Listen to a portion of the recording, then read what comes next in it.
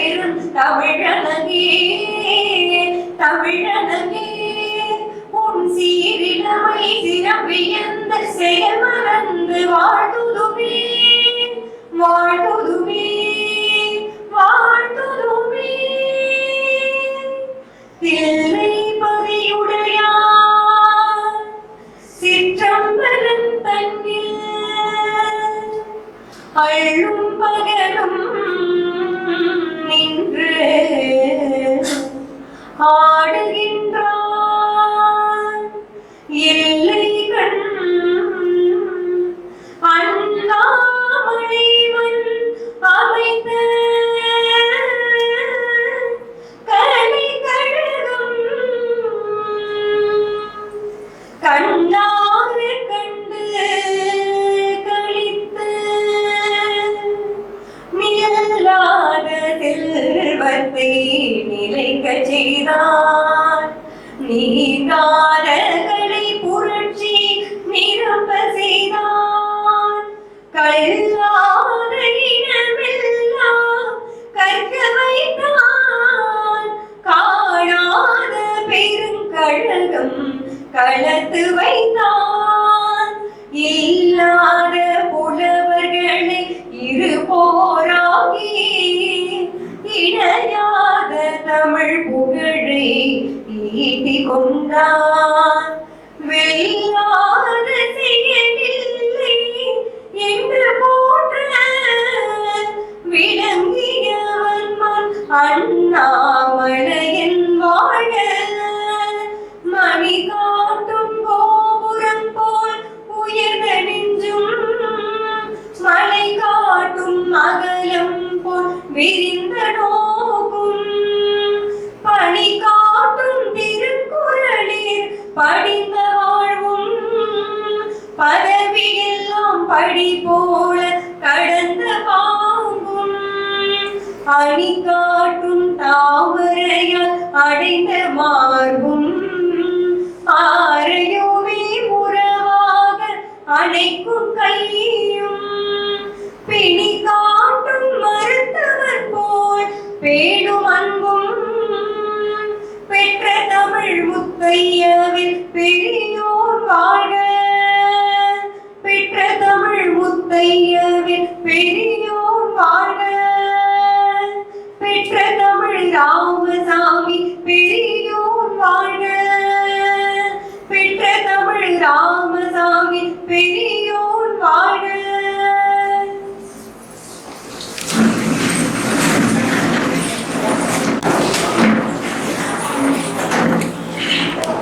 விழாவின் நடத்த நிகழ்வாக வரவேற்புரை ராமதுரைக்காக உமை இருகரத்தால் வணங்கவில்லை என் இதயத்தால் வணங்குகிறேன்.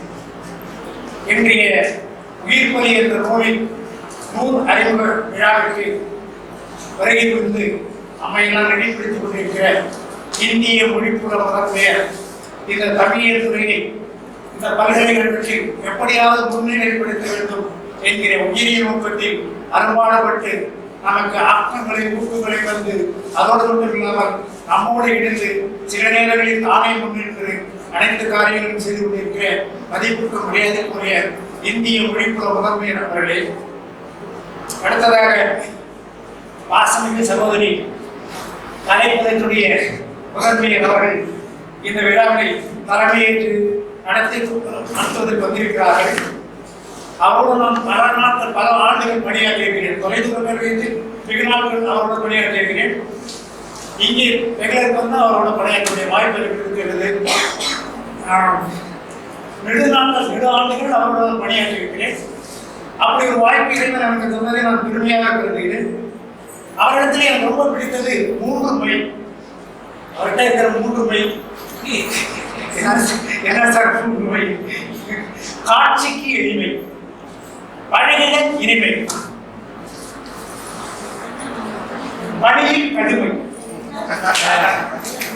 அதுக்காக எளிமையாக பணிகளுக்கும் எளிமை, இனிமை, கடுமை. இந்த 3 மொழி எனக்கு பிடித்தமானவை. அதனால மரியாதைக்கு பாசத்தினுடைய சகோதரியாக அங்கிருந்து நான் அனைவரும் நினைத்துக் கொண்டிருக்கிறோம். அவர் முதன்மையாக இருந்து எங்கள் துறையிலே வந்து அடுத்த நிலையிலே இன்றைக்கு நூல் அறிமுக விழாவிற்கு நூல் அறிமுகத்தை செய்கின்ற அருமை சகோதரி இந்திய மொழிபெயர்த்துடைய சிறப்பு அதிகாரி கையதிகாரி அவர்கள் இந்த நூல் அறிமுக முறையிலே தமிழ்துறையின் சார்பாக வரவேற்கிறோம். அடுத்ததாக இந்த நூலை எழுதிய நூலாசிரியர் அருமை சகோதரி தேன்மொழி அவர்கள் வந்திருக்கிறார்கள். வரவேற்கிறேன். இந்த அழைப்பதை நான் பார்க்கிறேன். யதார்த்தமா வந்து எப்படி வேணுமே செய்யல, ரொம்ப ஆச்சரியமா இருக்கு. இந்த நூலை எழுதியார் தேன்மொழி, அறிமுகம் செய்யறது நோ சரிதான் சரிதான். அதே போல தலைவரை ஆற்றி இருக்கிறது கா அருமை சகோதரி கா விஜயராணி. தலைவரை ஆற்றுறது ஓ பிரேமன்.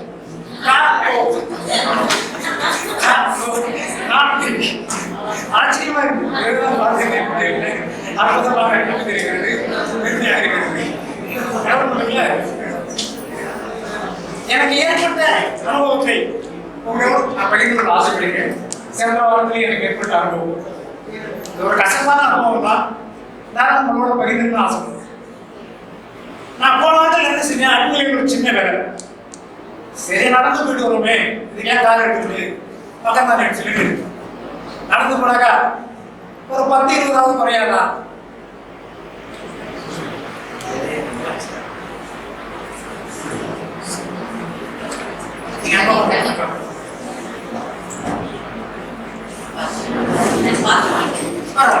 நடந்து போனாங்க.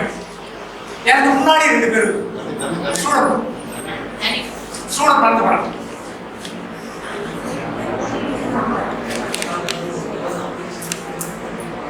நான் நடந்து போனா சுகர் குறையுமே அப்படின்னு நான் ஏன் ஏஜில் உள்ள எல்லாருமே 2 பேர் கூட்டிட்டானா என்ன தெரியுமா பேசுவான்? சுகர் பேஷண்ட் 2 பேர் 4 மணி நேரமா அதையே பேசுவோம், வேற எதையும் பேசலாம்.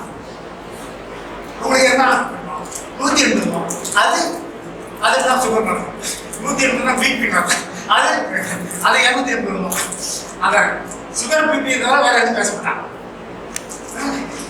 எப்படி என்ன கிராமத்துல குழம்பு தொகைகள் அதிகமாக இருந்ததுன்னா என்ன செய்வாங்கன்னா ஒரு 2 படி அரிசி சாதத்தை வடிச்சு அதை மிளகாத்தூள் நல்ல காரமாக கலந்து வச்சுட்டு தோட்டத்தில் வச்சுட்டு ஊட்ட கட்டை ஒரு 20 கட்டி அது பக்கத்தில் போட்டுருக்கோம். அந்த குழம்புலாம் பசியில் வந்து அள்ளி எண்ணி தின்னும். பசி போட்டு கொஞ்ச நாள் வச்சுன்னா வாயிலாம் எரியாது. ஒரு குழம்பு ஊற்ற கிடையாது, இன்னொரு குழம்பு மண்டையில் கட்டிப்பட்டாங்க, இன்னொரு அதை ஊற்றிட்டு எடுக்கும், இன்னொரு கட்டிக்கும். ஒரு 1/2 மணி நேரம் இருக்கலாம் சாப்பிட்டு க்ளோஸ். அது மாதிரி இந்த சுகர் பேஷண்ட் 2 பேர் பண்ணிட்டாங்கன்னா 24 மணி நேரம் பேசி அவனோட 2 பேர் அப்படி சரி பேச நடக்கும். எனக்கு முன்னாடி இருக்க பையன் போயிடலாம் ஸ்டூடெண்ட், நம்ம டிபார்ட்மெண்ட் தான் டிபார்ட்மெண்ட் தெரியல. அம்மா நெச்சுடி தான் சொன்னாரு. அம்மா நெச்சுடியா இந்த எல்லா மீட்டிங் நிறைய போயிருக்காரு அவராடா? ஆமா ஆமா எனக்கு நம்மதான் இந்த வரவேற்பு நிகழ்ச்சியில நம்மளெல்லாம் அறுத்து கொள்வாங்க. அம்மனாடா என்னன்னு தெரியல. தஞ்சாவூர் பெரிய கோயில கல்வெட்டுல இருக்கான். எந்தெந்த டிபார்ட்மெண்ட் விழா நடந்தாலும் அந்தந்த டிபார்ட்மெண்ட் துணைத்தலைவர் வரவேற்பு சொல்லணும்னு இருக்கான். அப்படி இருக்கும்போது தெரியல. இதுக்கு மேல அவங்க போனோம்னா 280 380 ஆயிடும். ஒதுக்கி நின்று கொஞ்ச நாள் சரி இனிமேல் அதுக்காக நல்லா கட்டி வரவேற்பு என்னோட பணியாற்றுகிறேன் ஆசிரியர் பெருமக்கள். பணி நிறுவ அடிப்படையில் கல்லூரிக்கு சென்று இன்று அதிர்ஷ்டமாக வந்திருக்கிற அருமை சகோதரிகள் வந்திருக்கிறார்கள். துறையிலிருந்து வந்திருக்கிற சமூகவியல் துறையிலிருந்து வந்திருக்கிற என்னுடைய அருமை சகோதரர் இணை பேராசிரியர்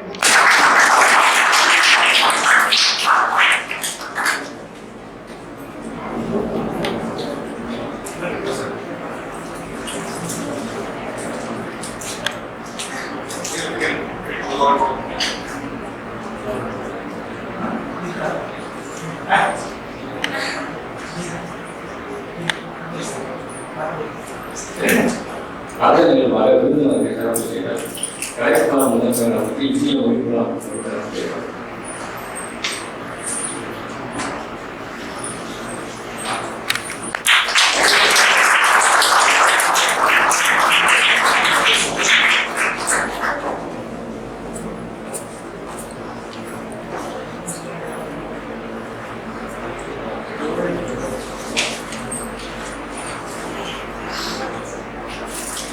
கலைக்கான முதல்வர்கள் 100 அறிவுரையாளர்கள் ஆசிரியர்கள்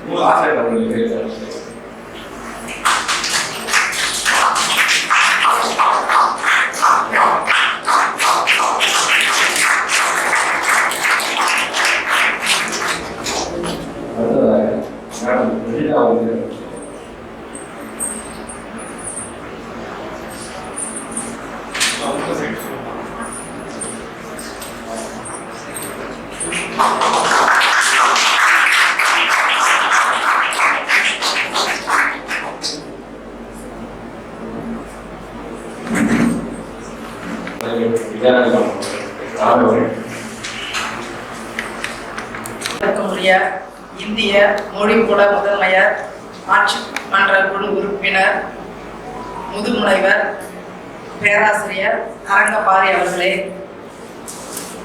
ஓய்வு பெற்ற பேராசிரியர் இளங்கோவன் அவர்களே, இன்று நூல் அறிமுக விழாவிற்காக வருகை புரிந்திருக்கும் நூலாசிரியர் திருமதி தேன்மொழி அவர்களே, அந்த நூலை பற்றி அறிமுக உரை ஆற்ற வந்திருக்கின்ற தமிழ்துறை தனி அலுவலர் சஜிதா அவர்களே, துறை தலைவர் அவர்களே, பேராசிரியர் கணபதி ராமன் அவர்களே, இணை பேராசிரியர் முத்துக்குமார் அவர்களே, பேராசிரியர் அன்பரசன் அவர்களே, பேராசிரியர் கல்பனா அவர்களே, மற்ற பேராசிரியர்களே, மாணவ செல்வங்களே, அனைவருக்கும் என்னுடைய காலை வணக்கம். அதாவது இப்போ நீங்க ஒரு சிலர் பார்த்திருப்பீங்க, 2 போட்டிக்காக நடுவரா அமர்ந்திருக்கிறேன் தமிழ் துறைக்காக. ஆனா அது தமிழ் துறையில பேசுறதுக்காக இல்ல, நடுவரா இருந்து மதிப்பீடு செய்யறதுக்காக நான் பாப்புலேஷன் ஸ்டடீஸ்ல இருந்து உள்ள ஹெச்ஓடி அந்த மாதிரி அமர்ந்திருக்கோம்.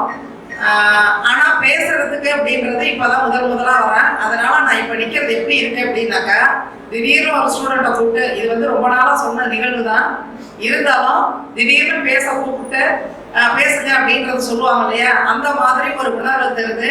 ஏன் அப்படின்னாக்கா, இந்த துறைக்கும் எனக்கும் 33 ஆண்டு கால தொடர்பு உண்டு. அதாவது 1990 88ல இங்க எம்ஃபில் ஜாயின் பண்றதுக்கு வந்தேன். நீங்க எல்லாம் பார்த்துக்க மாட்டீங்க. அப்போ 88ல எம்ஃபில், அது ஆய்வு பட்டம் சொல்லுவீங்க இல்லையா, ஸோ அதுக்காக நான் இங்க வந்தேன்.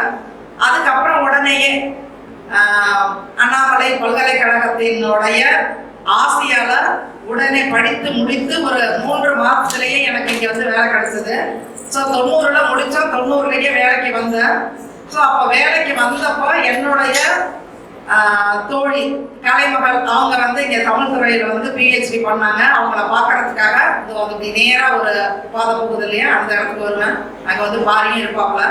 ஸோ அப்போயிலேருந்து நான் அந்த தமிழ் துறைக்கு தொடர்ந்து வந்துகிட்டு இருக்கேன். அப்போ அந்த ஆண்டா இல்லை அதுக்கப்புறம் எந்த ஆண்டுன்னு எனக்கு சரியா தெரியல. ஆனால் தீட்சர் ஹெச்ஓடியா இருந்த ஆண்டு. அப்போ இதே அறையில அப்போ இந்த மாதிரி எல்லாம் இருக்காது, கொஞ்சம் வேற மாதிரி இருக்கும். இந்த அறை அப்படி இருக்கும். அப்போ இங்க பேனர்லாம் கட்டி இருந்தது. அப்போ நான் பேசுற மாதிரி, ஏன்னா அப்ப எல்லாம் எங்களுக்கு பேசுறதுக்கான வாய்ப்பு இருக்காது. அப்ப பாரியை உட்கார வச்சு நாங்க நின்று போட்டோ எடுத்து, அப்புறம் பாரி பேசும்போது நாங்க உட்காந்து, அதாவது ஒரு மேடையில நாங்க நிகழ்ச்சி நடந்த மாதிரி, நிகழ்ச்சியெல்லாம் முடிஞ்சது காலையில, அதுக்கப்புறம் நின்று நாங்க போட்டோலாம் எடுத்துக்கிட்டேன். ஏன்னா அந்த தமிழ் துறை அந்த பேனர் இருந்தது, அந்த தமிழ் துறையில நம்ம பேசணும் அப்படின்ற மாதிரி ஊர்ல கொண்டு போய் காமிக்கிறதுக்காக அந்த மாதிரி எல்லாம் போட்டோலாம் எடுத்துக்கிட்டோம். ஸோ அதே துறையில 33 ஆண்டுகளுக்கு பிறகு, ஏன்னா அப்ப ஒரு ஆசை ஸ்டேஜ்ல நின்று பேசணும் அப்படின்னு எங்க அம்மாட்ட மற்றவங்களுக்கு எல்லாம் காமிக்கிறதுக்காக. இப்போ அது போல அந்த ஒரு ஸ்டேஜ்ல, ஏன்னா நிறைய மற்ற ஆர்ட்ஸ் ஃபேக்கல்ட்டியோட ப்ரோக்ராம்கெல்லாம் நாங்கள் இங்கே வந்து நடத்தியிருக்கோம். இருந்தாலும் அது எங்கள் டிபார்ட்மெண்ட்டு எங்களுடைய துறை அப்படின்ற மாதிரியில தான் நான் வந்து உட்காந்துருப்பேன். ஆனால் தமிழ் துறை அப்படின்றது மிகவும் பழமையானது. நம்ம பல்கலைக்கழகத்தில் மிகவும் பழமையான ஒரு துறையில் என்னை வந்து பேச அழைக்கிறதுக்கு சஜஸ்ட் பண்ணது. அதாவது தம்பி பாரிக்கு வந்து நான் ஃபர்ஸ்ட் வந்து தேங்க்ஸ் பண்ணிக்கிறேன். இன்னொன்று என்னை வந்து கொஞ்சம் மன்னிக்கணும். ஏன்னா தூய தமிழ்லையும் பேச வராது, ஃபுல்லாக இங்கிலீஷ்லையும் பேச வராது, ரெண்டையும் கலந்து தான் பேசுவேன். ஏன்னா நான் இங்கே இப்போ ரீசெண்டாக டீன் ஆனதுக்கு அப்புறம், அதுவும் பாரி வந்து டீன் ஆனதுக்கு அப்புறம் வந்து நிறைய டைம் நான் வந்து இங்கே வருவேன். நிறைய ப்ரோக்ராம்காகவோ இல்லை மற்றபடி எனக்கு தம்பி தான். இருந்தாலும் ஆலோசனை பெறுவதற்காக நான் அடிக்கடி தமிழ் துறைக்கு வருவது உண்டு. அப்போ ஒவ்வொன்றும் அந்த தினமும் ஒரு தகவல்னு இருக்கு இல்லையா, இன்று ஒரு தகவல், தென்கட்சிக்கோ சுவாமிநாதன் வந்து இன்று ஒரு தகவல் சொல்ற மாதிரி தினம் ஒரு தகவல் வந்து உங்களுடைய பேராசிரியர்கிட்ட இருந்து தினம் ஒரு தகவல் வந்து தெரிஞ்சுக்குவேன். அவர் சொல்லும் பொழுது ஒவ்வொன்றும் தமிழை பற்றி, நம்ம வந்து தமிழர்கள் தான், இருந்தாலும் தமிழை பற்றி நிறைய அறியாத தகவல்கள்லாம் இருக்கு அப்படின்றது ஆச்சரியப்படக்கூடிய வகையில ஒவ்வொரு நாளும் ஒவ்வொன்றும் சொல்லுவாங்க. அப்போ வந்து கேட்டாங்க, இந்த மாதிரி ஒரு புக் இருக்குது. ஏன்னா சாரை வந்து ஃபர்ஸ்ட் டைம் எனக்கு வந்து இளங்கோ சாரை வந்து இன்ட்ரோடியூஸ் பண்ணும் பொழுது சொன்னாப்ல, ஒரு புக் இருக்குக்கா, நீங்கள் வந்து அதை படிச்சுட்டு ரிவ்யூ பண்ணி நீங்கள் வந்து அதில் வந்து பேசணும் அப்படின்னு சொல்லி உடனே டக்குன்னு எஸ்ன்னு சொன்னேன். ஏன்னா பேசுறதுக்கு வாய்ப்பு கிடைக்கிறது விடக்கூடாது தமிழ் டிபார்ட்மெண்ட்ல. மற்றபடி எங்க துறையில எல்லாம் நான் வந்து பயந்து ஓடி இருக்கேன். நிறைய எப்போ பார்த்தாலும் மீட்டிங், எப்போ பார்த்தாலும் பேச சொல்றாங்க அப்படின்ற மாதிரி. ஆனா தமிழ் துறையில பேசுறது அப்படின்றது என்னை பொறுத்த வரைக்கும் ஒரு பெருமை வாய்ந்த ஒரு நிகழ்வான்னு நினைக்கிறேன் நான். ஸோ அதனால என்ன அழைப்பு கிடைத்த அனைவருக்குமே துறைத்தலைவர் உள்ளிட்ட டீன் எல்லாருக்குமே சேர்த்து ஒரு நன்றியை தெரிவிச்சுக்கிட்டு இந்த புத்தகத்தை பற்றி சில வார்த்தைகளை வந்து கூற விரும்புகிறேன். புத்தகத்தோட பெயர் வந்து என்ன அப்படின்னாக்கா உயிர் வலி. அதுலேயே வந்து நம்ம அந்த பெயரை வச்சே நம்ம வந்து புத்தகம் எப்படி இருக்கும் அப்படின்றதையே நம்ம வந்து அசஸ் பண்ணிடலாம். ஏன்னா உயிர் வலி அப்படின்றது எதுல ஆரம்பிக்கிறாங்க அப்படின்னாக்கா, குழந்தை பிறக்குது இல்லையா, அதுல இருந்து நம்ம கடைசி காலம் வரைக்கும், அதாவது அந்த ஓல்டேஜ் ஹோமுக்கு போறோம் இல்லையா, அது வரைக்கும் என்னென்ன நிகழ்வுகள்லாம் நமக்கு வந்து நிகழுது, அதை எப்படியெல்லாம் ஒவ்வொரு கண்ணோட்டத்துல பாக்குறாங்க, நம்ம எப்படி பாக்குறோம், ஆண்கள் எப்படி பாக்குறாங்க அப்படின்றது. அதுல மெஜாரிட்டியா அவங்க வந்து நிறைய வந்து சொல்லி இருக்கிறது என்ன அப்படின்னாக்கா, பெண்களுக்கு ஏற்படக்கூடிய உணர்வுகள், அதாவது சில இது வந்து ஆண்கள் அடிமைப்படுத்துறாங்களோ இல்லையோ நம்மளே அடிமைகள் மாதிரி வந்து நினைச்சுக்கிறோம். அந்த மாதிரி இருக்கக்கூடாது. சில இது வந்து நம்ம ஃப்ரீயா வந்து நார்மலா பேசுவோம். அதை வந்து ஆண்கள் வந்து அந்த ஆணாதிக்கத்தை எண்ணத்தோட வந்து பார்ப்பாங்க. இதை மாதிரி மாறுபட்ட கோணங்கள்ல ஒவ்வொருத்தரும் ஒவ்வொரு மாதிரி நம்ம வந்து சிந்தனை செய்வோம் இல்லையா. இந்த புத்தகத்தை படித்தோம் அப்படின்னாக்கா, இப்போ நான் படிக்கும் போது எப்படி தோணுது அப்படின்னாக்கா, தொலைக்காட்சியில எல்லாம் சிலர் வந்து அதையும் மேடம் வந்து எழுதியிருக்காங்க.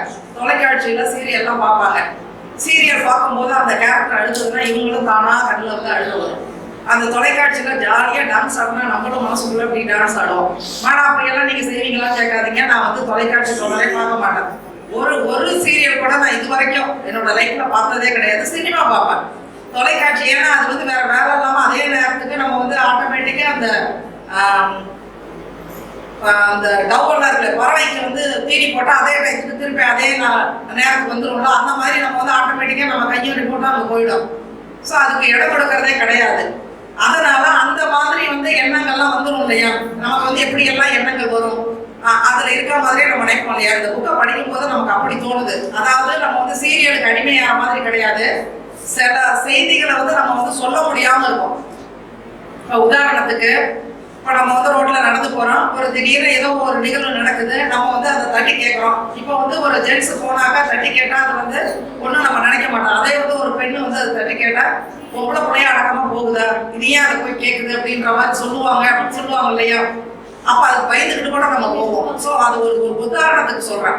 ஸோ அது மாதிரி நம்ம உள்ளுக்குள்ள நம்ம என்னெல்லாம் நினைக்கிறோமோ ஒரு பெண்ணா, இப்போ ஒரு வேற ஏதாவது ஒரு நிகழ்வு நடக்குது, நம்ம வந்து எடுத்து சொல்லலாமான்னு நினைப்போம். வேண்டாம், நம்ம சொன்னோம்னா ஏதாவது நினைச்சுக்குவாங்க. இல்ல கணவரா இருந்தா கூட கணவர்கிட்ட எதையாவது சொல்லணும் அப்படின்னு நினைச்சா ஏதாவது நினைச்சுக்கிட்டா என்ன பண்றது அப்படின்ற மாதிரி.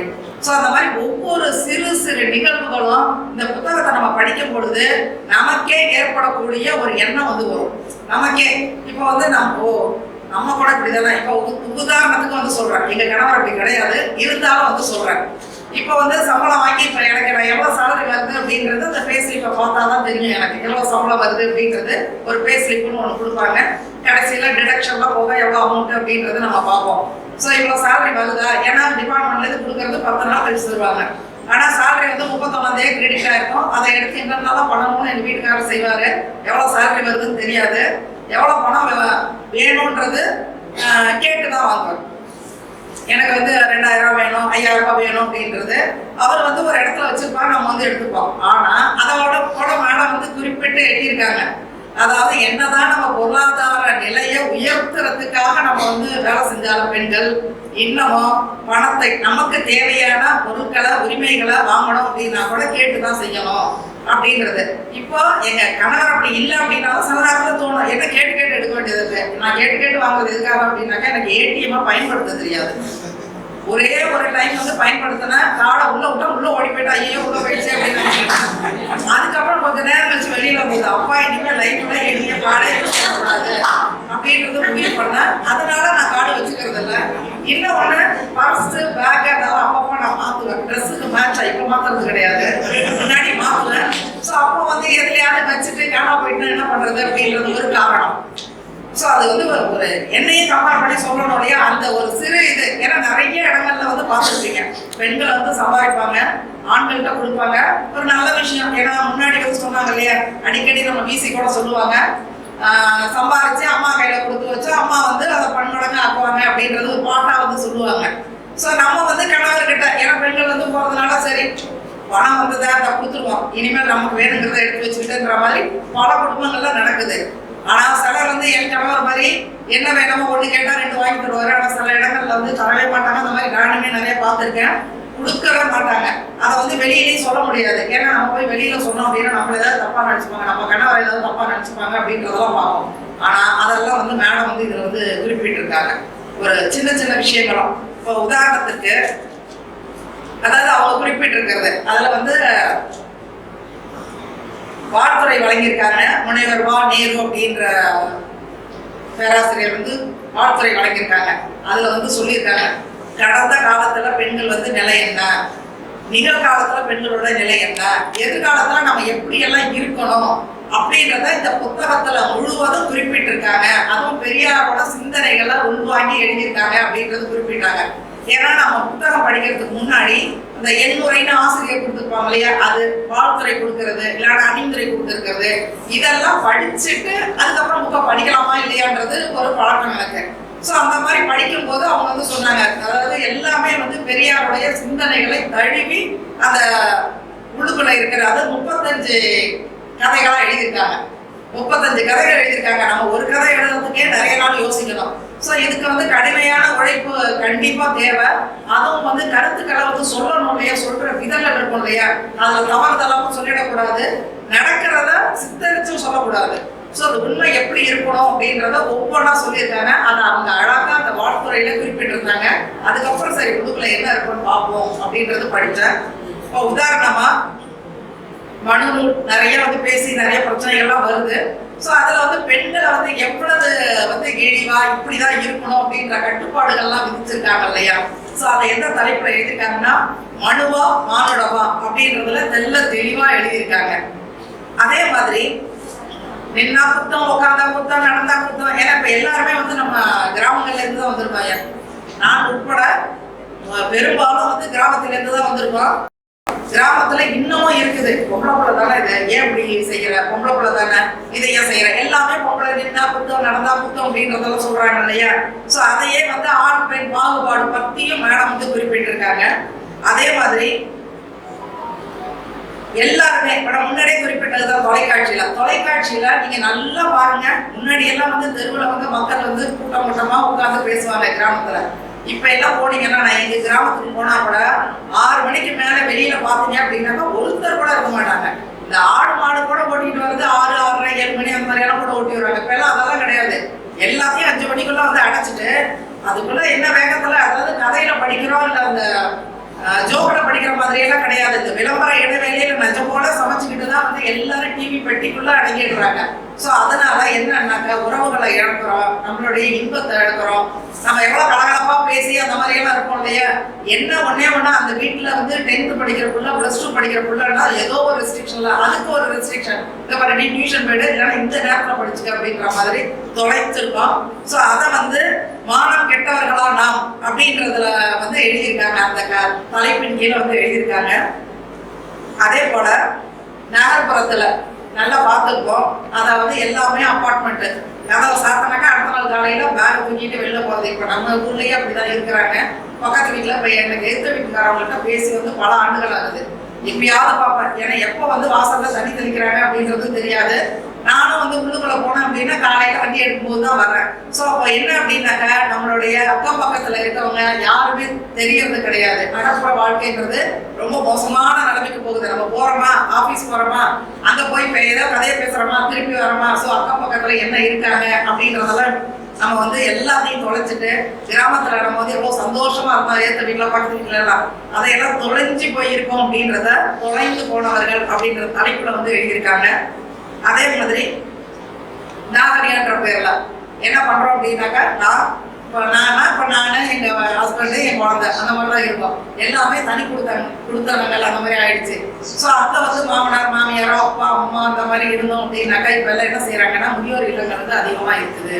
எல்லாரையும் முதியோர் இல்லங்கள்ல வந்து சேர்த்துட்டாங்க அப்படின்றத மாறுமா வேரும் விழுதும் அப்படின்றத அழகா குறிப்பிட்டிருக்காங்க. ஏன்னா பெரும்பாலும் நீங்க எல்லாம் பாத்தீங்க அப்படின்னாக்கா கிராமத்துல இருக்காங்க, பொண்ணு இருப்பாங்க, பிள்ளைங்களோட இருப்பாங்க, தனியா ஒரு வீட்டுல வந்து இருப்பாங்க, அந்த மாதிரி இருப்பாங்க. ஆனா நகரத்துல அப்படி கிடையாது. என்ன செய்யறாங்க அப்படின்னாக்கா முதியோர் இல்லம்ன்றது இப்ப நிறைய வந்துருச்சு, ஹாஸ்டல் மாதிரி வந்துருச்சு. ஸோ அங்க போய் சேர்த்துட்டு பணத்தை கட்டிட்டு அவங்க பாட்டுக்கு இருந்துடுறாங்க. ஸோ அந்த மாதிரி எல்லாம் இருக்கக்கூடாது. ஏன்னா நம்மளை வந்து வளர்த்தவர்கள் அந்த மாதிரி இருக்கக்கூடாது அப்படின்றத தெளிவுபடுத்துற வகையில அந்த கதை வந்து இருக்குது. மாறுமா வேரும் விழுதும் அப்படின்றது. இன்னொன்னு ரொம்ப அழகா இருந்தது. அது வந்து ரொம்ப எனக்கும் பொருந்துற மாதிரி இருந்தது. அதாவது யாரைத்தான் நம்புவதோ ரொம்ப அழகா வந்து சொல்லியிருக்கீங்க மேடம். அதை ஏன்னா யாருமே நல்லா யோசிச்சு பாருங்க, அது எல்லாருமே அப்ளிகபிள் ஆகும். பேரண்ட்ஸ் நம்புறதா, ஃப்ரெண்ட்ஸை நம்புறதா, நம்மளோட பணியாற்றவங்களை நம்புறதா, ரோட்ல போறவங்களை நம்புறதா, டீச்சர்ஸை நம்புறதா, யாரையுமே இப்ப நம்ப முடியல. உதாரணத்துக்கு பேரண்ட்ஸ் நம்புற எத்தனை பிள்ளைங்க வந்து எல்லாரையும் நான் சொல்றேன், எல்லாரையுமே அவங்க குறிப்பிடல. எவ்வளவு பேரண்ட்ஸே பிள்ளைங்களை வந்து வீணாக்கியிருக்காங்க, எவ்வளவு பேரண்ட்ஸ். ஸோ பெற்றோர்களே பிள்ளைங்க வந்து பெற்றோரை நம்ப முடியல, ஆசிரியர்களை மாணவர்கள் நம்ப முடியல, சக பணியாளர் வந்து நம்ப முடியல. சோ இது மாதிரி வந்து நம்பிக்கை இல்லாத ஒரு வாழ்க்கையெல்லாம் இருக்கு. எல்லாத்தையும் வேதனையா, அதாவது அதை படிச்சு பாத்தீங்க அப்படின்னாக்க இப்படி எல்லாம் இருக்குதா, இதை எப்படி தைரியமா எழுதுறாங்க. நான் காலையிலே வந்ததுமே சொன்னேன், எப்படி மேடம் எவ்வளவு தைரியமா வந்து மனசுக்குள்ள எல்லாத்தையும் நினைப்போம், ஆனா வந்து எழுத்துல வராது. ஆனா அதை வந்து எழுத்துல கொண்டு வந்திருக்காங்க. அதுக்காக இந்த தருணத்தை ஆசிரியரை பாராட்டுவதற்காக நான் வந்து பயன்படுத்திக்கிறேன். கடைசியா என்ன சொல்லி இருக்காங்க அப்படின்னா, அவங்க என்னுரைன்னு இருக்கும் இல்லையா, அதுல வந்து என்ன சொல்லியிருக்காங்க அப்படின்றது, ஆண்கள் என்பவர்கள் வந்து எதிரிகள் அல்ல, ஆண் ஆதிக்கம் அப்படின்றது இருக்கக்கூடாது அப்படின்றத தெளிவா அவங்களுடைய உரையிலே வந்து சொல்லியிருக்காங்க. சந்தர்ப்பம் கிடைச்சது அப்படின்னாக்க எல்லாருமே இந்த புத்தகத்தை வாங்கி ஒரு முறை படிங்க. படிச்சோம் அப்படின்னாக்கா எப்படி எல்லாம் இருக்கணும், எப்படி எல்லாம் இருக்கக்கூடாது அப்படின்றத நம்ம தெளிவா தெரிஞ்சுக்கலாம். எதை இந்த இடத்துல பேசலாம் அப்படின்றது தெரிஞ்சுக்கலாம். ஸோ கண்டிப்பா இல்லைன்னா இங்க வந்து லைப்ரரியில புக்கு வந்து கண்டிப்பா சார் வந்து வாங்கி வைப்பாங்க. அதை எல்லாருமே நீங்க ஒரு முறை வாய்ப்பு கிடைச்சதுன்னா படிங்க. ஏன்னா 35 கதைகள் இருக்குது. அதுல வந்து நீங்க வந்து ஒவ்வொரு நாளைக்கு ஒவ்வொரு கதைகள் அந்த மாதிரி படிச்சீங்க அப்படின்னாலே ஒரு செமஸ்டர்ல கண்டிப்பா வந்து 35 நாள் ஒட்டிகிட்டே இருக்கும். 90 நாள் இருக்குது. ஸோ 1 நாள் அந்த மாதிரி படிச்சீங்கன்னா கூட போதும். நம்ம வந்து படிச்சு அதுல இருக்க கருத்துக்களை எடுத்து துணிந்த ஒரு பெண்மணிகளா, அதாவது நம்ம வாழ்க்கையில எல்லாத்தையும் ஜெயிக்கிறதுக்கே நமக்கு வந்து நம்பிக்கை இருக்கிற வகையில தான் அந்த கதை வந்து இருக்குது. கண்டிப்பா படிக்கணும். ஸோ ஆசிரியருக்கும் வாழ்த்து கூறி, வாய்ப்புக்கு நன்றி கூறி விடைபெறுகிறேன். நன்றி.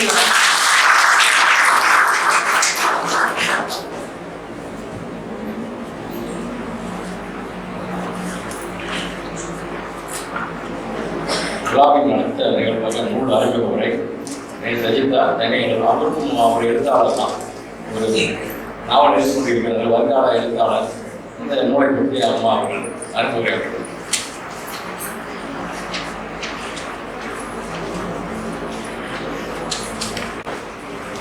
தமிழ் அரங்கில் வீட்டிருக்கக்கூடிய அடைமொழியை கொடைமொழியாக கொண்ட இந்திய மொழிக்குல முதன்மையர் அரங்கபாடி ஐயா அவர்களே,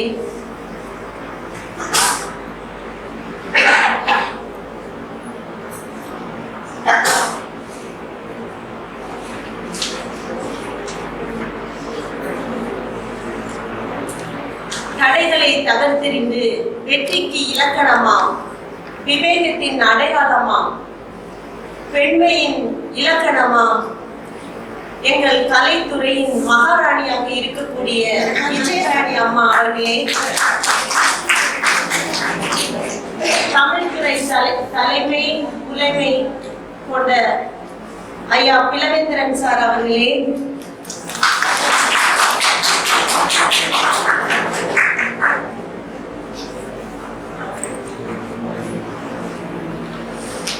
காலத்தின் பாரதியாய், ஞானத்தின் ஓர் மதியாய், ஞான கதிர் கொண்டு வானத்தில் ஒளி வீசும் நட்சத்திரங்களைப் போல்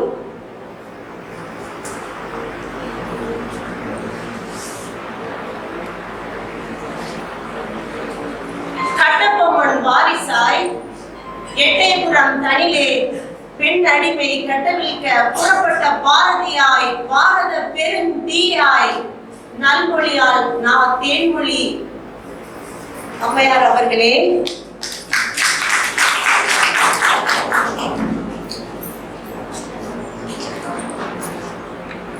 தமிழ்துறை பேராசிரியர் அன்பரசன் சார் அவர்களே, தமிழ்துறை மேம் கல்பனா மேம் அவர்களே, தமிழ்துறை மேம் தேவகி மேம் அவர்களே, தமிழ்துறை மேம் வனிதா மேம் அவர்களே, தெரிவித்துக் கொள்கிறேன். நம்ம இன்னைக்கு தேன்மொழி மேம் எழுதிய உயிர் ஒளி உயிர் வலி இந்த நூலை பற்றிய அறிமுக விழா.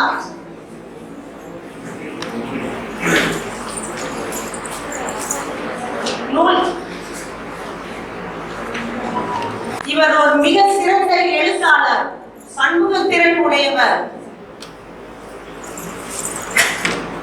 இவர் எழுதிய உயிரின் வலி அந்த புக்கை பாராட்டி மதுரை நட்பு வட்டம் ஒரு மிக சிறந்த விருது, ஆளுமை மகளிர் விருதை வழங்கி கௌரவித்து உள்ளது.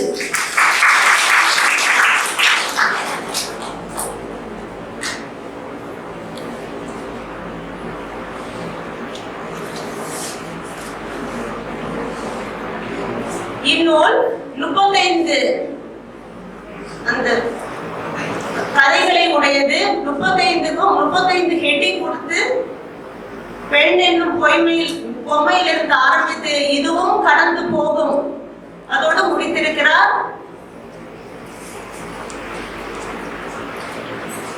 இவர் பல்வேறு பத்திரிகைகளில் எழுதி வருகிறார். உண்மை, விடுதலை, தமிழ் செல்வி இந்த நாளிதழ்களில் எழுதின இந்த கட்டுரைகளுக்கு தொகுப்பு தான் என்னது இந்நூல் உயிர் வலி.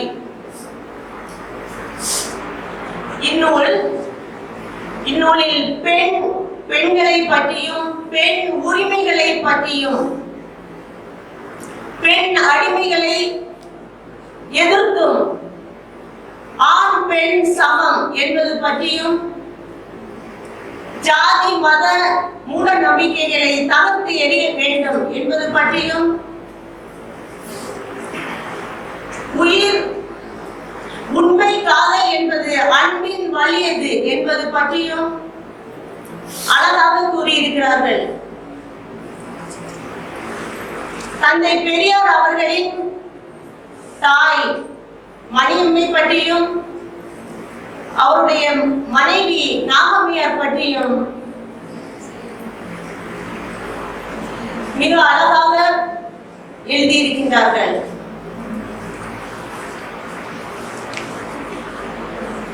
இந்நூலில் உள்ள தேன்மொழி அம்மா அவர்கள் ஒரு புரட்சி பெண் என்றே கூறலாம். இந்த நூலை உணர்வு பூர்வமாக எழுதியிருக்கின்றார்கள். பெண்ணின் வேதனைகளை, கஷ்டங்களை, அவமானங்களை அனுபவப்படுற மாதிரி அப்படியே கொண்டு அதை படிச்சாலே ஃபீல் பண்ணக்கூடிய அளவுக்கு உருகிற அளவுக்கு அந்த நூல் அற்புதமாக இருக்கின்றது. இன்றைய காலகட்டத்தில் உள்ள மக்கள் இதை மாணவ மாணவிகள் கண்டிப்பாக படிக்க வேண்டும். அது படிச்சாதான் நம்ம போல்டா இருக்க முடியும். ஒரு சிச்சுவேஷன்ல இருக்கும்போது அதை எப்படி சால்வ் பண்ணணும்னு உள்ள ஒரு வலிமை கிடைக்கும். அது ஃபுல்லாவே ஒரு உணர்வு பூர்வமாக எழுதி இருக்கின்றார்கள். படிக்கவே நமக்கு கண்ணீர் வந்தது. இது பெண்ணின் வேதனைகளை பற்றி அவங்க வேதனைகளாக நான் பார்க்கவில்லை. இது பெண்ணுடைய புனித தன்மையும் பெண்ணின் பெருமைகளையும் பற்றி நான் பார்க்கிறேன். இதுல ஒவ்வொரு பொருளுக்கும் மேற்கோள் காட்டி இந்த உலகின் முதன்மை படைப்பு பெண்மை.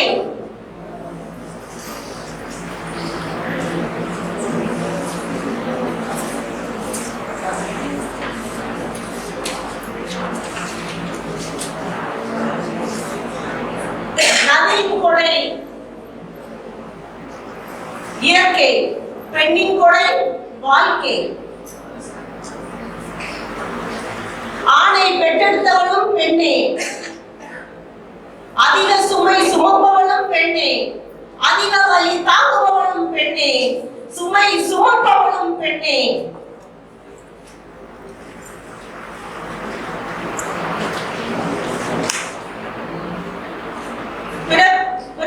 பெண்ணின்றி பிறப்பு இல்லை, பிறப்பு இல்லை என்றால் உயிர் இல்லை, உயிர் இல்லை என்றால் வாழ்க்கை இல்லை, உலகு இல்லை.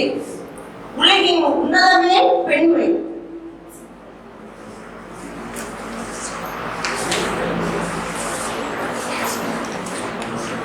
ஞான செருக்குடன் பெண்கள் வாழ்வின் கால் கண்ணாடியா அல்லது முகமூடியா என்பது பற்றி தெல்ல உயிர் கொடுக்கும் உன்னதமாம் உயிருக்கு உயிர் வளர்க்கும் பெண்ணிதனை சீரும் சிறப்புடனே சிறந்த சொற்றொடர் வாக்கியத்தால் படிப்போர் நெஞ்சிலே பசுமர தானியாய் பதிந்து ஆலமர விழுது போல் வேரூன்றி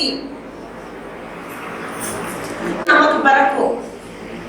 எந்த ஒரு பிரச்சனையையும் எப்படி சால்வ் பண்ணணும் அந்த ஒரு உத்வேகம் உங்களுக்கு பிறக்கும், ஒரு தன்னம்பிக்கை பிறக்கும். பேசுவது என்பது எளிது, அதை செய்வது என்பது கடினம். அதை தேன்மொழி நாம் அவர்கள் சிறப்பாக செய்திருக்கிறார்கள். இந்த நல்ல கருத்துக்களை கிராமப்புறங்களில் இந்த கருத்துக்கள் சென்று சேர வேண்டும். இன்றைய வாலிப பிள்ளைகள் இந்த புக்குகளை படிக்க வேண்டும். இந்த உயிர் வழி இந்த புத்தகத்தை திருநாய் வழங்க எனக்கு வாய்ப்பளித்த தமிழியல் துறை அண்ணாமலை யூனிவர்சிட்டி அவர்களுக்கு மிகுந்த நன்றியை தெரிவித்துக் கொள்கிறேன்.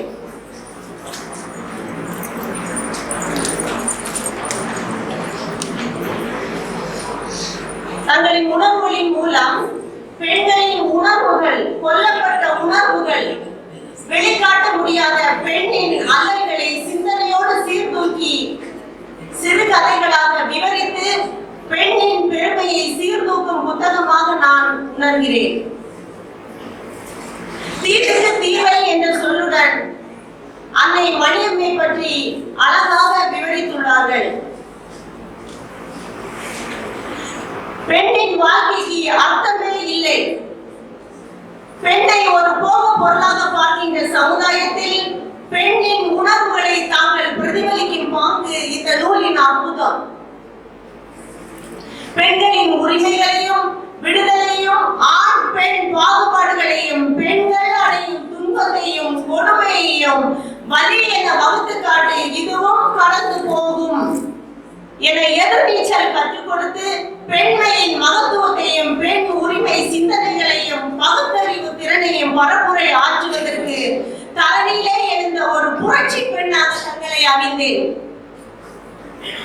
சுயமரியாதை, சுய சிந்தனை, பெண் சமத்துவம் போன்றவற்றை பெருமைப்படுத்தும் விதமாகவும் அதே சமயத்தில் மதிப்பிற்கும் மாண்புமிக்கும் உரிய பெண்களின் குரலாகவும் பெண்களின் எழுச்சியை காட்டி இந்நூலை இயற்றி இருக்கக்கூடிய தேன்மொழி அம்மையார் அவர்களை பாராட்டுதல் பெண்மைக்கு பெருமை.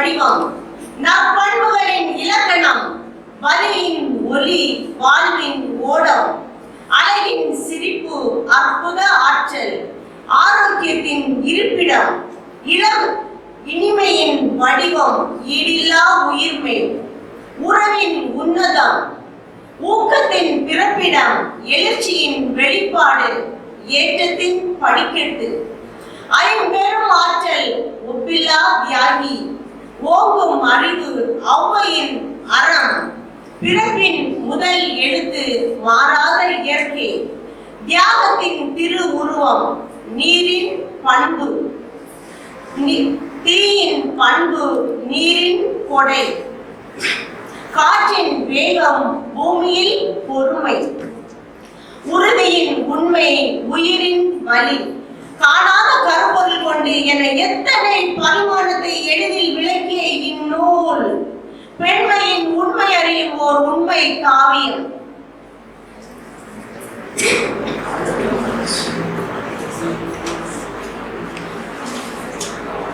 பாவேந்தர் பாரதிதாசன் நூலைப்படி, சங்கத்தமிழ் நூலைப்படி என்பார். நான் சொல்கிறேன், உயிர்வழி நூலை படியுங்கள், உயிர்வழி நூலை படியுங்கள், அதன் கருத்துக்களை 8 திக்கும் கொண்டு செல்லுமாறு கேட்டுக்கொள்கிறேன். நன்றி, வணக்கம்.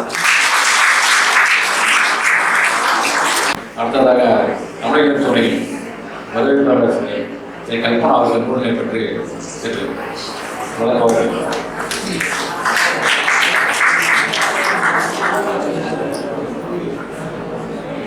தலைப்புல முதன்மையை உள்ளிட்ட அவையை வணங்கி மகிழ்கின்றேன்.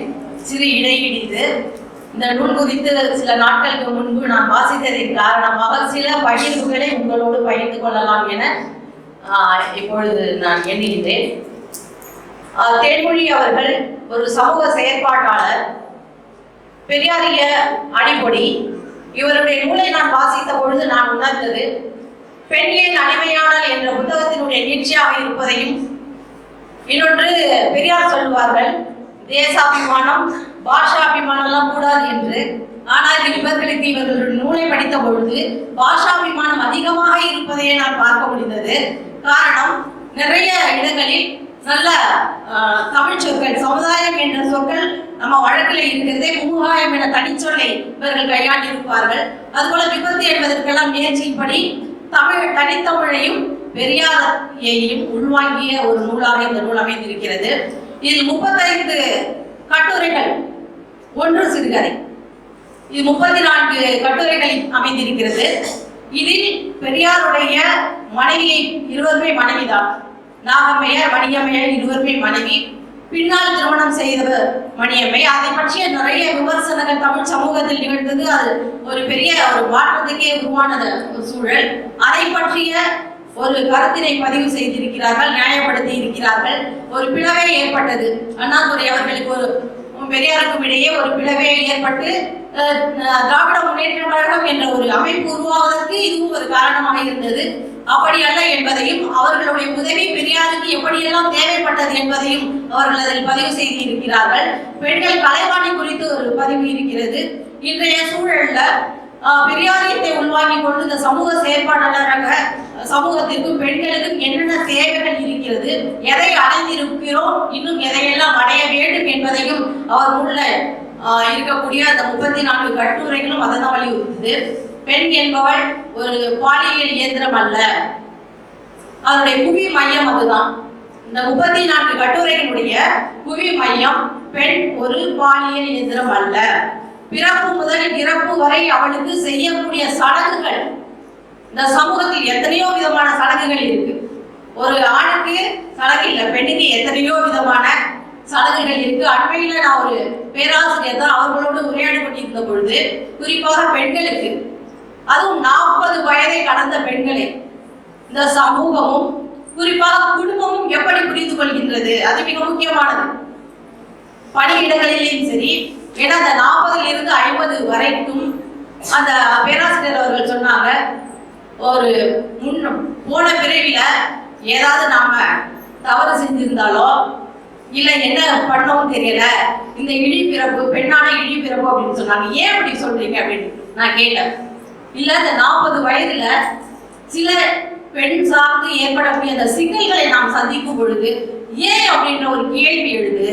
இவ்வளவு துயரங்களையும் சுமந்து கொண்டு வசை சொற்களை உடல் சார்ந்த வழியையும் சுமந்து கொண்டு மனம் சார்ந்த வழியையும் சுமக்க வேண்டிய கொடுமை இந்த சமூகத்துல இருக்கே. அதை புரிந்து கொள்ளாத ஒரு ஆண் இருக்கிறாங்களே, குடும்பத்திலையும் சரி சமூகத்திலையும் சரி பணிபுரிய இடங்களிலேயும் சரி புரிந்து கொள்ளாதவர்கள் இருக்கின்றார்களே என்று மனவேதனையோடு அவர்கள் வெளிப்படுத்தினார்கள்.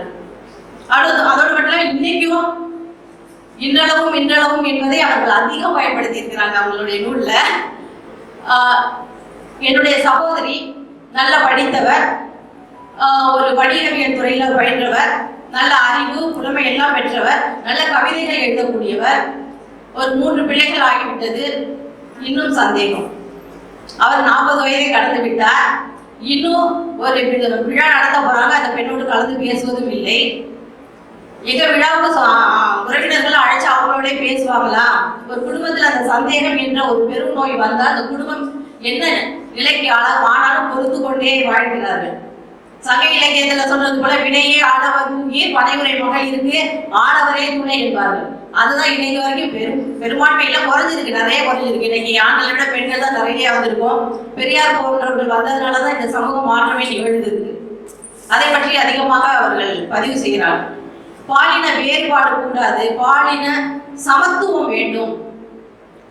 அந்த சமத்துவம் எங்கு நிலை குலைகிறதோ அந்த சமூகம் சரியான சமூகமாக அமையாது. நீ பெண்களை தெய்வம் அளவுக்கு உயர்த்தவும் வேண்டாம், கீழே காலில் போட்டு மிதிக்கவும் வேண்டாம். சக உயிரியாக நினைக்கக்கூடிய அந்த மனம் வேண்டும் வாழ்ந்திருக்கிறது என்று கூறி இந்த வாய்ப்பு வழங்கிய கலைக்குழ முதன்மையர் அவர்களுக்கும், தமிழ் துறை தலைவர் அவர்களுக்கும், இந்திய மொழிக்குழ முதன்மையர் அவர்களுக்கும், இந்த நிகழ்ச்சியினுடைய ஒருங்கிணைப்பாளர் அவர்களுக்கும், இந்த நூலினுடைய ஆசிரியர் அவர்களுக்கும், மாணவர்கள் அனைவருக்கும் என்னுடைய வணக்கத்தையும் நன்றியும் விரும்புகிறேன். நன்றி. சிறப்பான ஒரு நூலை பற்றி வழங்கிய கல்பனா மேடம் அவர்களுக்கு நன்றியை தெரிவித்துக் கொள்கிறோம். அடுத்ததாக நூலின் ஆசிரியர், வீரவழி நூலின் ஆசிரியர் ஏற்புரை வழங்குமாறு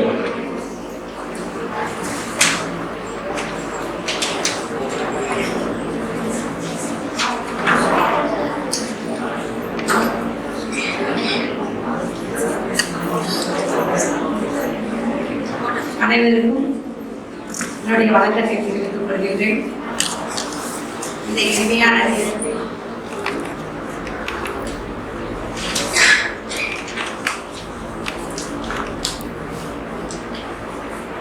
அண்ணாமலை பல்கலைக்கழகத்தில் தமிழியல் துறையில் இங்கே நடைபெற்றுக் கொண்டிருக்கும் இந்த நூல் அறிமுக விழாவிற்கு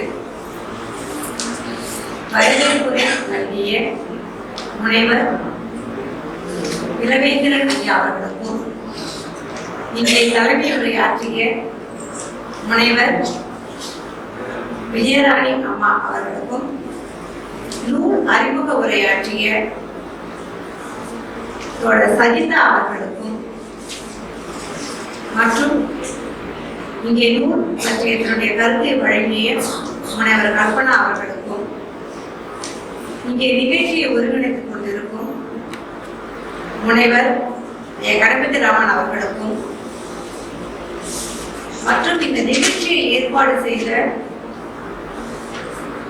மொழிக்குள்ள முதன்மையார் ஐயா அரங்கபாரி அவர்களுக்கும், இந்த நிகழ்ச்சியிலே கலந்து கொண்ட முனைவர் அன்பரசன் ஐயா அவர்களுக்கும், முனைவர் தேவகி அவர்களுக்கும், முனைவர் வனிதா அவர்களுக்கும், முனைவர் முத்துக்குமார் அவர்களுக்கும், மற்றும் இந்த அரங்கிலே இருக்கும் அனைவருக்குமே என்னுடைய வணக்கத்தையும் நன்றியையும் தெரிவித்துக் கொள்கின்றேன். ஒரு நூல் என்ன பேசுகிறது என்பதை மிக சரியாக உள்வாங்கி தன்னுடைய கருத்தை சொல்லிவிட்டு சென்றிருக்கின்றார்கள். அவர்களுக்கு என்னுடைய நன்றி கடந்த வணக்கத்தை தெரிவித்துக் கொள்கின்றேன். இந்த அரங்கிலே உண்மையிலேயே மிகப்பெரிய ஒரு மகிழ்ச்சி என்னன்னா, ஆண்களை விட மகளிர் அதிகமாக இருக்கின்றார்கள். இது உண்மையிலேயே ஒரு வரவேற்கத்தக்க ஒரு நிகழ்வாக இருக்கும். பொதுவாக நாங்கள் கூட்டத்துல எல்லாம் பார்க்கும்போது பெரும்பான்மை ஆண் தோழர்கள் இருப்பாங்க, மிக குறுகிய அளவில் தான் மகளிர் இருப்பாங்க. இங்க அப்படியே மாறுதலாக இருக்கிறது.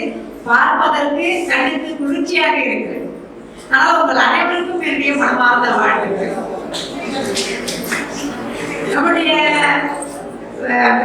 பேராசிரியர் முனைவர் விஜயதாரணி அவர்கள் பேசும் பொழுது மிக சுவாரஸ்யமாக வந்து இந்த விஷயங்களை சொல்லிட்டே போயிட்டு, ஆனா இயல்பாக பெண்கள் கிட்ட வந்து இந்த ஒரு குணாதிசயம் இருக்கின்றது. எல்லாத்தையும் சொல்லிட்டு என் கணவர் அப்படி இல்லை அப்படின்னு அதே மாதிரி பாத்தீங்கன்னா ஆண்கள் திட்டுவோம், ஆனா எல்லா ஆண்களுக்கும் இல்லை.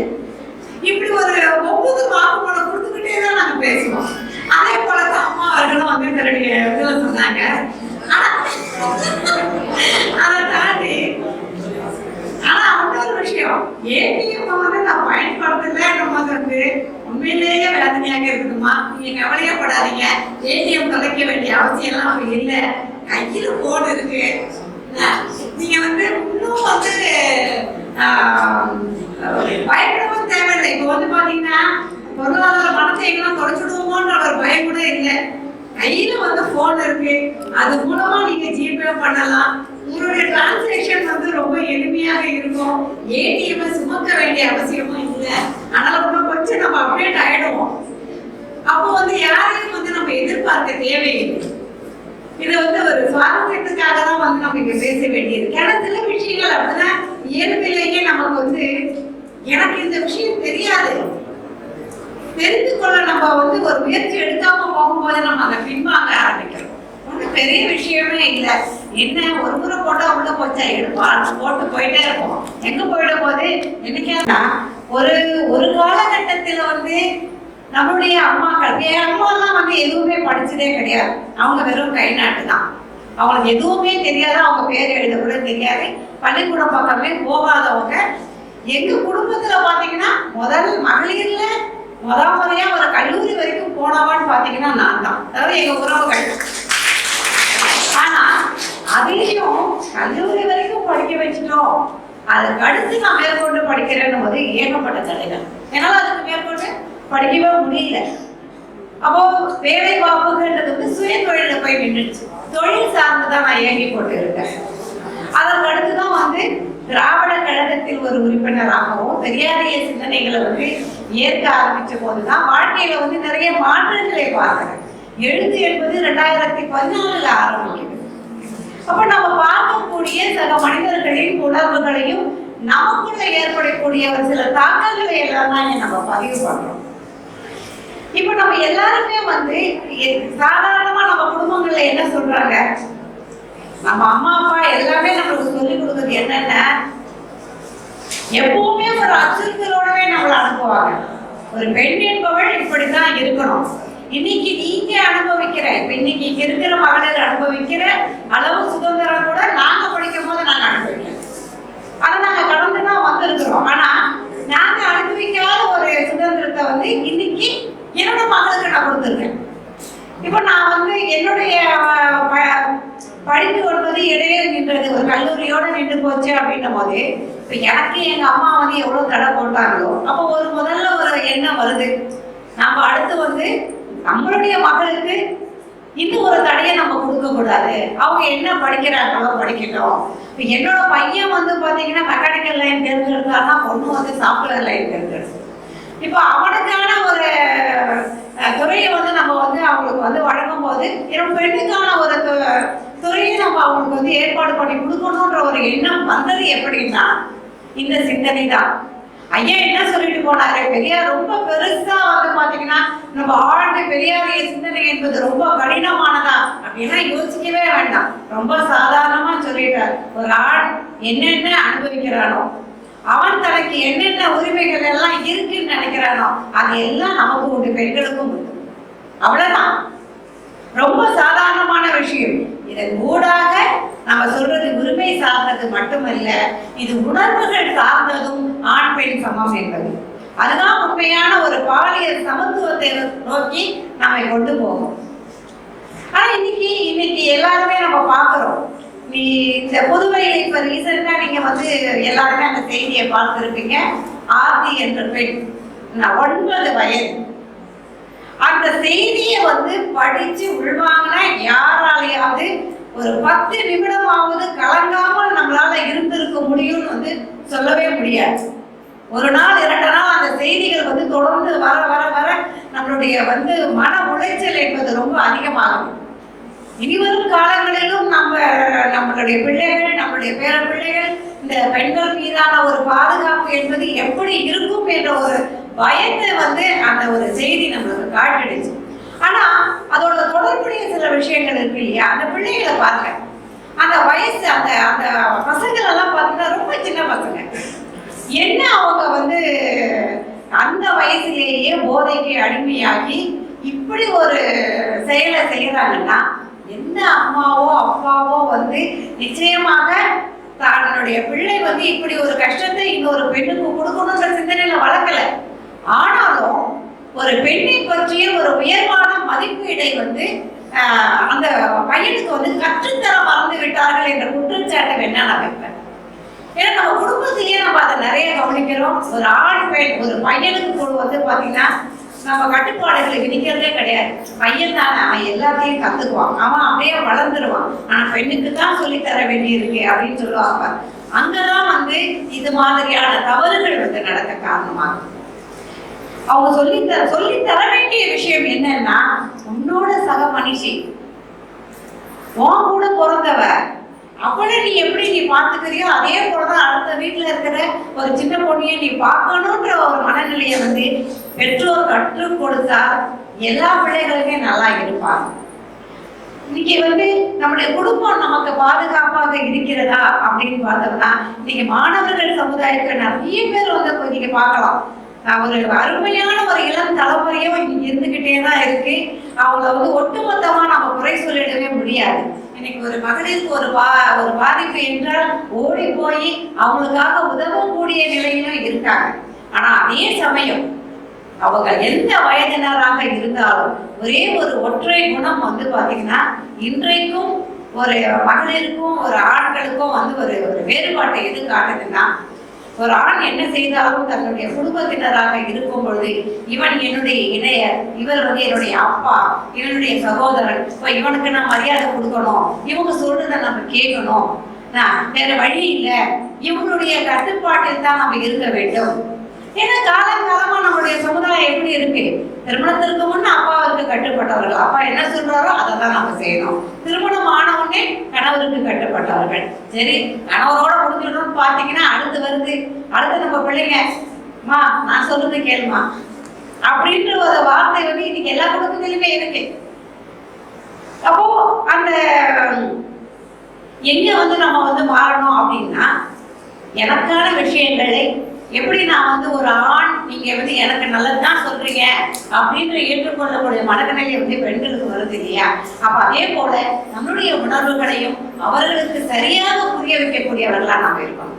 அப்ப எப்படி புரிய வைக்க முடியும்னா, சுயமரியாதை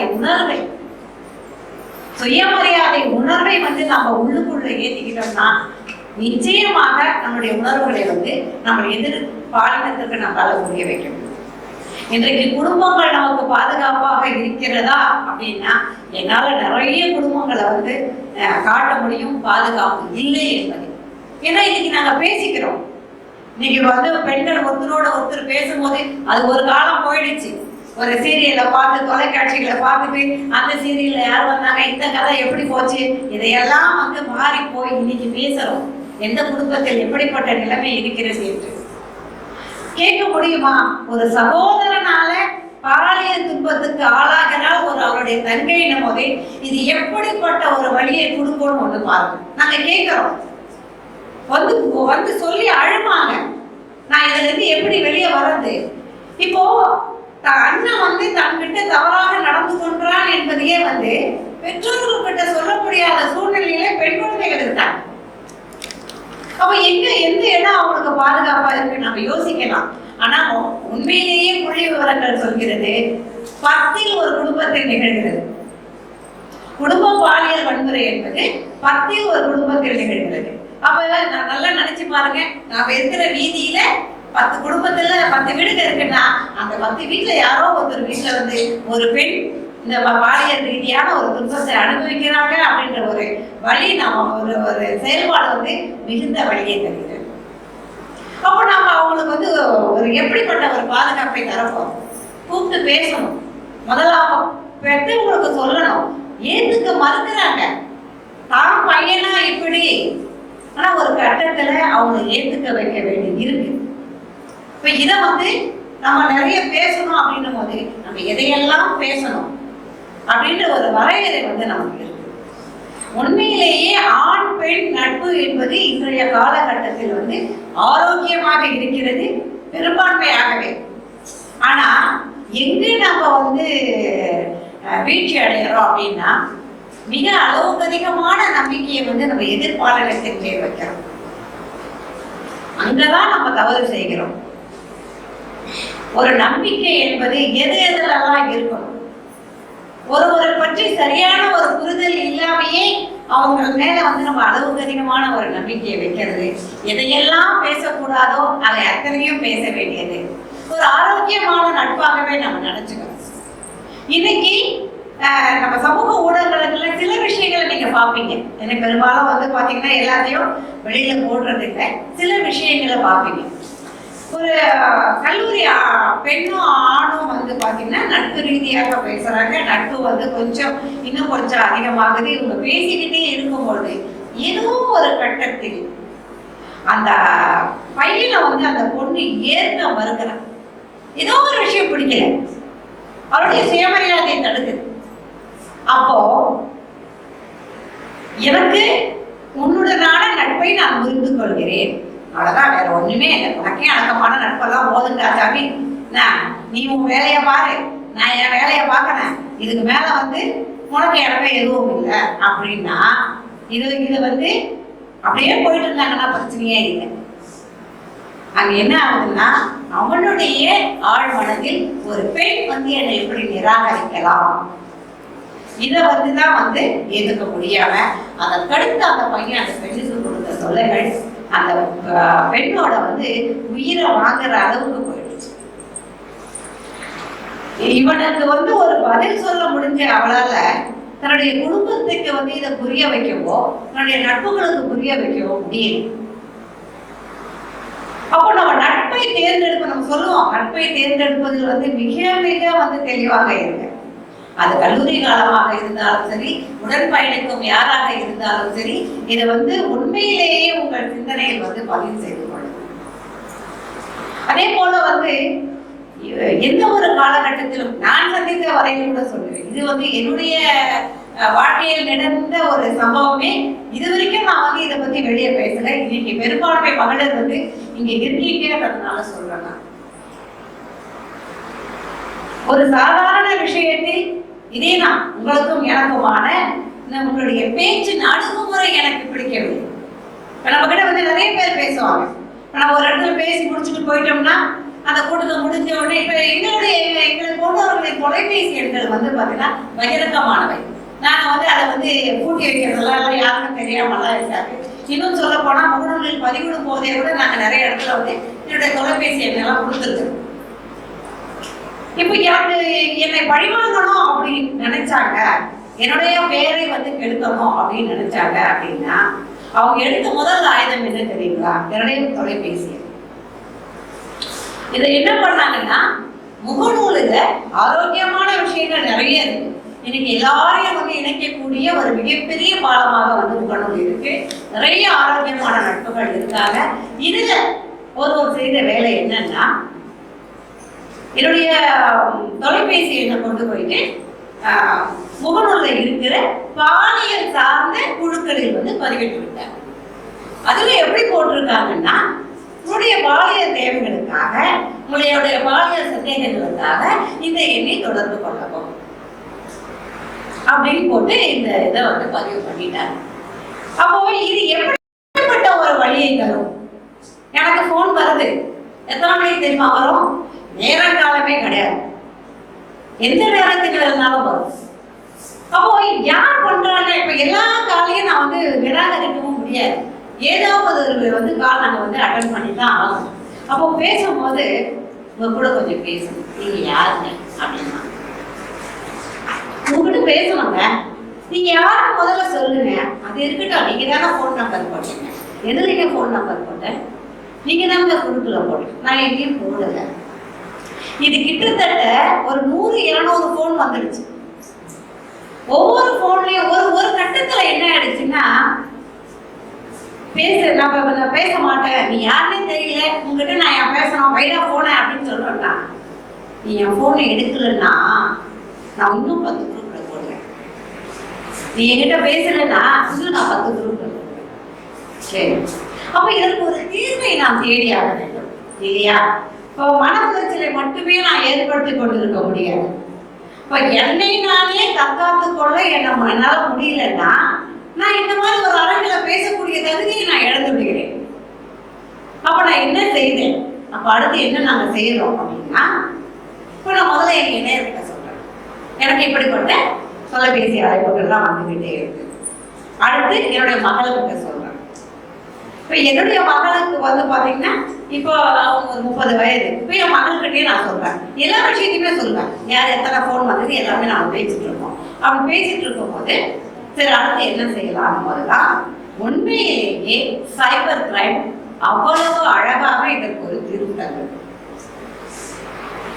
இப்போ நான் என்னோட கம்ப்ளைண்ட்டை பதிவு பண்றேன், யாரெல்லாம் எனக்கு கால் பண்ணாங்க அந்த கால் ஹிஸ்டரி இருக்கு.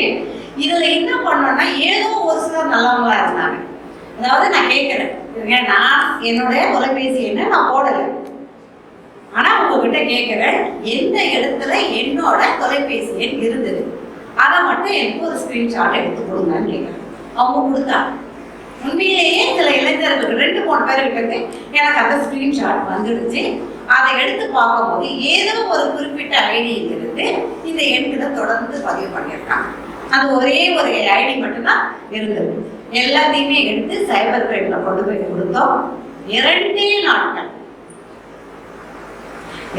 நாட்கள்ல வந்து அவங்க ஆள் யாரும் கண்டுபிடிச்சிட்டாங்க. கண்டுபிடிச்சு திரும்ப வந்து ஆனாலும் வெயிட் பண்றாங்க. என்னன்னா இல்லைங்க இன்னும் ஒரு வாரம் வெயிட் பண்ணுங்க, சொல்லுங்க மேடம் யார் இதை பண்ணுது அப்படின்னு நானும் கேட்டுக்கிட்டே இருக்கேன். நீங்க எங்க இருக்கீங்கன்னாங்க, நான் இங்க சென்னையில இருக்கிற சமயம்னா இங்க வந்து நான் என்னுடைய சொந்த ஊர் வந்து வேலூர் மாவட்டம் குடியாட்டம். இப்போ நீங்க அங்க வரணும் அப்படின்ட்டாங்க. சரி அங்க போயிட்டு அவங்க கிட்ட பேசும்போது நீங்க நேர்ல வாங்க, இது நான் போன்ல எல்லாம் பேச மாட்டோம், நேர்ல வாங்க. நேர்ல போய் உட்கார்ந்த உடனே பாக்குறோம் ரொம்ப நெருங்கியவர்கள். இப்ப அவங்க இருக்காங்க, தெரிஞ்சிச்சு இவங்கதான் பண்ணாங்க. இப்போ ஒரே ஒரு வார்த்தை அவங்க பதிவு பண்ணது ரொம்ப நேரம் அவரை வந்து விசாரணை நடக்கிறது. என்ன கூட்டு தனியா பேசுறாங்க, அவரை கூட்டு தனியா பேசுறாங்க. ஒட்டு மொத்தமா அங்க உட்கார வச்சு பேசும்போது ஒற்றை வார்த்தை கால் உணர்ச்சி. எனக்கு அவங்க மேல போங்க, நான் செய்தேங்க. இது ஒரு சாதாரணமாக வந்து நம்ம வந்து கடந்து விட முடியாத ஒரு, இது எனக்கு மட்டும் இல்லை, அன்னைக்கு அங்க உட்கார்ந்து பேசும்போது தான் தெரியுது இது போல வந்து ஒரு பொது சமூகத்தில் இருக்கிற பலருக்கும் இயல்பாக நிகழ்ந்து கொண்டிருக்கக்கூடிய விஷயமா தான் இருக்குது.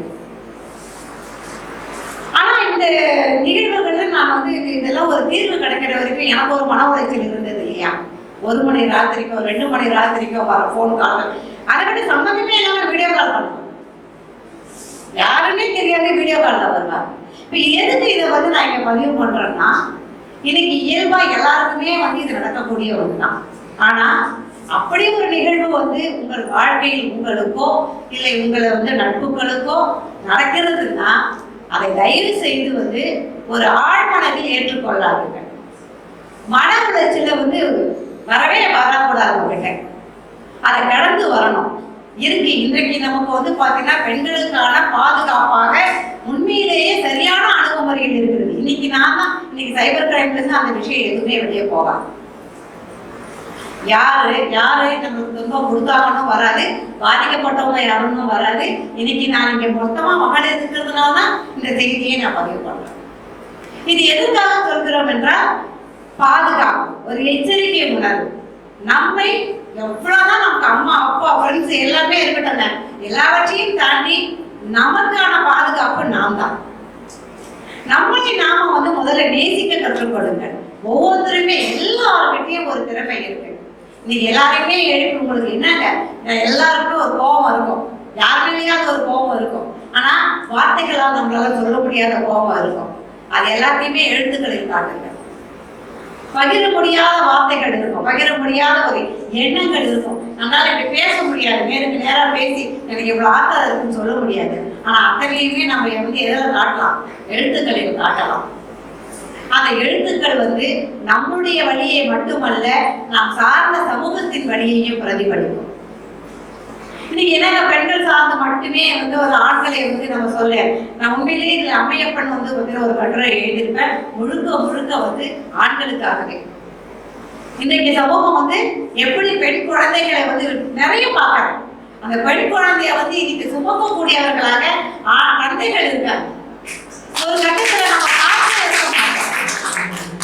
இன்னைக்கு எங்க அப்பா எல்லாம் அந்த தெரியலாம் எங்களெல்லாம் தூக்குனாங்கலாம் தெரியாது. ஆனா இன்னைக்கு எல்லாரும் வீட்லயுமே பாக்குறோம், மகளிர் ஓரளவு குழந்தைய தூக்குறது கம்மியாயிருக்குது. ஆண்கள் தான் அந்த குழந்தைய தூக்கி சுமக்கிறாங்க, அவங்க எல்லாமே செய்யறாங்க. டேபர் மாற்றுறதுல இருந்து அந்த குழந்தைய குடிப்பாடுறதுல இருந்து செய்யறத பார்க்கும் போது, ஆனா இந்த என்னுடைய குழந்தைக்கு என்னுடைய உழைப்பும் ஒரு பங்களிப்பா இருக்கணும்னு இன்னைக்கு ஒரு இளைஞர்கள் கிட்ட அந்த மாற்றம் நிறைய இருக்கிறது. அதை நாங்கள் வரவேற்கிறோம். இது எங்களுக்கு ஒரு பெண்களுக்கு வேலை செய்ததாக நினைக்கல. எங்களுடைய உணர்வுகளையும் உள்ளங்களையும் நீங்க பகிர்ந்து கொள்கிறீர்கள். இந்த பகிர்தலை தான் நாங்கள் எதிர்பார்க்கிறோம். அப்படிப்பட்ட ஒரு குடும்ப சூழ்நிலையை நீங்க எல்லாருமே உருவாக்கி கொள்ளுங்கள். என்றைய எப்படிப்பட்ட விபத்து யார் மூலமாக வந்தாலும் எதற்கும் அஞ்சாதீர்கள். இன்னைக்கு உங்களுக்கு நம்முடைய பெண்கள் பாதுகாப்பாக இன்னைக்கு எல்லா துறையுமே இருக்கிறது. ஆனா எங்க நம்ம போகணும் அப்படின்றதுல மட்டும் நாங்க தெளிவா இருக்கணும். யாரிடமும் பாத்தீங்கன்னா பேசுவதற்கோ நம்முடைய பகிர்தலை சொல்வதற்கு முன்பாக ஒரு எச்சரிக்கை உணர்வோடு இருங்க. எல்லாத்தையும் எல்லார்கிட்டையும் பகிர்ந்துடவும் முடியாது. பகிரக்கூடியவர்களிடம் பகிர்ந்து கொள்ளுங்கள். இதுதான் நான் உங்களுக்கு இன்னைக்கு சொல்லக்கூடியது. உயிரின் வழி சொல்ல வர செய்தியும் அதுதான். அதனால இன்றைய சமூகத்துல மிகப்பெரிய ஒரு வளர்ச்சி என்னன்னா, அழகான அறிவுபூர்வமாக சிந்தியுங்கள். எத்தனையோ சொல்லலாம், நம்மளுக்கு முன்னாடி நிறைய விஷயங்கள் நம்மளை மடைமாற்றம் செய்யக்கூடியதாக இருக்கும். அதுல இருந்தெல்லாம் வெளியவாங்க. எல்லா விஷயத்தையுமே தந்தை பெரியார் அவர்கள் சொன்னது போல உங்களுடைய அறிவை கொண்டு சிந்தியுங்கள். உங்க அறிவுக்கு சரிப்பட்டதா ஐயா அதான் சொல்லுவாரு. நான் நிறைய சொல்லி இருக்கிறேன். ஆனா நீங்க அதை உங்க மனசுக்குள்ள கேளுங்க. இது உங்க மனசுக்கு சரிப்பட்டா இருக்குன்னு சொல்லுவாங்க. அதேதான் உங்ககிட்ட நான் சொல்றது. உங்கள் அறிவை கொண்டு சிந்தியுங்கள். உங்களுடைய வாழ்க்கை நிச்சயம் பலமாக இருக்கும். உங்க எல்லாருடைய எண்ணங்களையும் உணர்வுகளையும் கண்டிப்பாக பாத்தீங்கன்னா குடும்பத்துல நீங்க போராட வேண்டி இருக்கும். தயவு செய்து இங்க படிக்கிற மாணவர்கள் உங்களுடைய சொந்த காலில் நில்லுங்கள். பொருளாதாரம் என்பது மிகப்பெரிய அவசியமான ஒன்று. எந்த கட்டத்திலும் அதை நீங்க விட்டுடாதீங்க. நீங்க பாத்தீங்கன்னா நான் சம்பாதிக்கிறேன், நான் இவ்வளவு சம்பாதிக்கிறேன், ஆனா செலவு செய்யக்கூடிய பொருளாதார சுதந்திரம் என்பது என்னிடம் இல்லை என்ற குரல் உங்ககிட்ட வரக்கூடாது. நாம விடுதலை பெற்று விட்டோம், ஆனா நமக்கு பின்னாடி ஒரு கயிறு இருக்கக்கூடாது. கயிறு கட்டி நம்ம பின்னாடி வச்சுக்கிட்டு நம்மளுக்கு ஒரு சுதந்திரம் கொடுத்தாங்கன்னா அந்த சுதந்திரத்தை நம்மளால அனுபவிக்க முடியுமா? அந்த கயிறோட நீளம் வரைக்கும் தான் நம்மளுடைய சுதந்திரம் இருக்கும். அது போல அது மாதிரியான சுதந்திரம் நமக்கு வேண்டாம். நம் காலையில் நாம் இருக்கக்கூடிய ஒரு சுதந்திரம் வேண்டும். இங்க இருக்கும் ஆண் சகோதரர்கள் அத்தனைக்குமே ஒன்றைய சொல்ல விருப்பப்படுறேன். உங்களுடைய சகமாக பயணிக்கும் அத்தனை பெண்களும் உங்களை போலவே உணர்வு கொண்டவர்கள், உங்களை போலவே உரிமை கொண்டவர்கள். சக பாலினத்தை உங்களுக்கு சமமாக, உங்களோட உயர்வாக அப்படின்னு நாங்க கேட்கவே மாட்டோம். ஏன்னா நாங்களும் உங்களுக்கு சமம்தான் அப்படின்றதுனால உங்களுக்கு சமமாக மதிக்க கற்றுக்கொள்ளுங்கள்.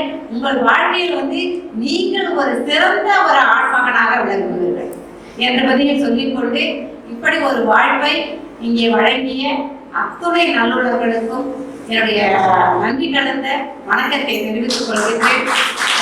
மீண்டும் சொல்கிறேன், எந்த ஒரு நிலையிலும் யாரும் துவண்டு விடாதீர்கள். எந்த ஒரு சூழ்நிலையும் நம்முடைய வாழ்க்கை பாதையை மடைமாற்றம் செய்யக்கூடாது என்பதிலே நீங்கள் உறுதியாக இருந்து உங்கள் வாழ்க்கையை வளமாக்கிக் கொள்ளுங்கள் என்று கூறி விடைபெறுகிறேன். நன்றி. நிகழ்வினை ஏற்பாடு செய்த இந்திய மொழிக்குழு முதன்மையர் முதுமுனைவர் அரங்கப்பாரி அவர்கள் முதற்கு நன்றியை தெரிவித்துக் கொள்கிறோம். இந்நிகழ்வில் சிறந்ததொரு வரவேற்பு உடைய நகைச்சுவை நாயகன், சிறந்த ஆற்றல் மிகு தமிழ்துறை தலைவர், மாணவர்களின் மனக்கவர் நாயகன் ஐயா உலகத்தன் அவர்கள் சிறந்ததொரு வரவேற்புரை நிகழ்த்தினார். ஐயா அவர்களுக்கு தமிழ்துறை சார்பாக நன்றியை தெரிவித்துக் கொள்கிறோம்.